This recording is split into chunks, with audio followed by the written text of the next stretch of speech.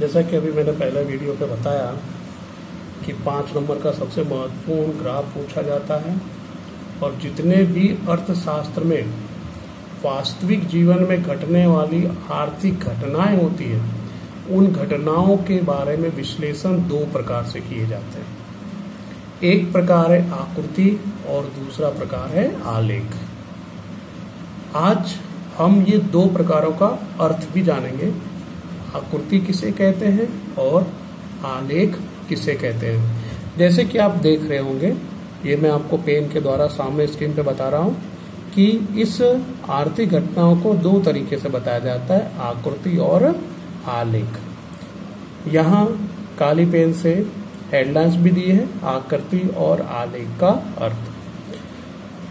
पहला ही पॉइंट आ रहा है आकृति। पहली लाइन में आपको उसकी परिभाषा दिखाई दे रही होगी। जिन बच्चों के पास किताब होंगे वो अपनी किताब में अंडरलाइन कर लेंगे, और अंडरलाइन इसलिए करेंगे ताकि उन्हें कभी भी पुस्तक पलटते समय कहीं पर भी ढूंढने की आवश्यकता ना पड़े। समान रूप से अवलोकित जानकारी का चित्र द्वारा प्रतिनिधित्व अर्थात आकृति। ये परिभाषा हुई जिसे मैं एक बार फिर से दोहरा रहा हूं। समान रूप से अवलोकित जानकारी का चित्र अर्थात प्रतिनिधित्व, उसे हम आकृति कहते हैं। तीसरी बार दोहरा रहा हूं क्योंकि दूसरे बार में एक शब्द की गलती हुई थी। समान रूप से अवलोकित जानकारी का चित्र द्वारा प्रतिनिधित्व अर्थात आकृति। इसमें एक शब्द आप देख रहे होंगे, अवलोकित जानकारी। अवलोकित जानकारी मतलब जो घटनाओं के ऊपर से विश्लेषण करने की माहिती प्राप्त हुई है, इंफॉर्मेशन प्राप्त हुई है, उसे आकृति के द्वारा प्रतिनिधित्व मतलब लोगों के सामने प्रस्तुत करना, उसे हम कहते हैं आकृति। और आकृति बनाते समय क्या ध्यान रखा जाता है? स्केल माप लिया जाता है। स्केल माप अर्थात हमें माप को सबसे ज्यादा ध्यान दिया जाता है, और उसको बनाने के लिए संख्या की मतलब संख्याओं का गहन अध्ययन करना कोई आवश्यक नहीं। ठीक है।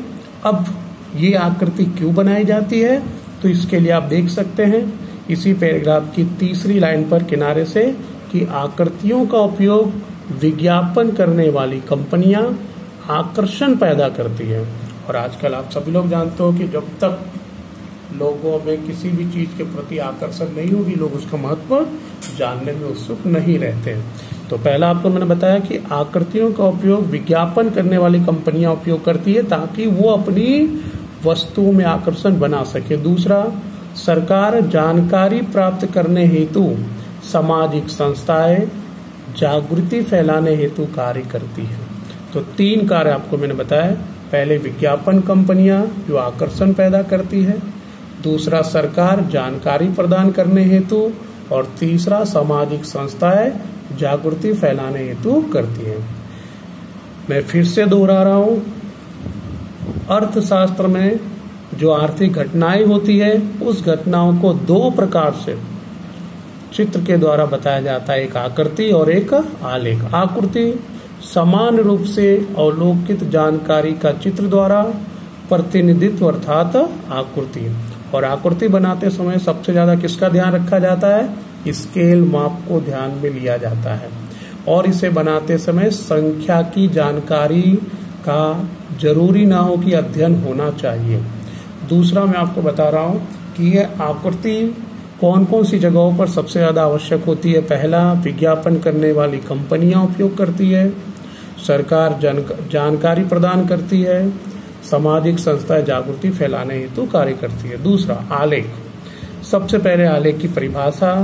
आलेख में भी वही चीजें हैं जैसा आपने आकृति में पढ़ा। अवलोकित जानकारी मतलब जानकारी को दर्शाया जाता है, तो ध्यान से देखिएगा। आलेख भी अवलोकित जानकारी का चित्र द्वारा प्रतिनिधित्व करता है। किसके द्वारा? चित्र द्वारा प्रतिनिधित्व करता है, उसे हम कहते हैं आलेख। ठीक है। और अवलोकित जानकारी को चित्रों द्वारा प्रतिनिधित्व करता है, उसे हम कहते हैं आलेख। यहाँ पर आकृति के द्वारा था, यहाँ आलेख के द्वारा, यानी आलेख के ऊपर चित्रों का उपयोग किया जाता है।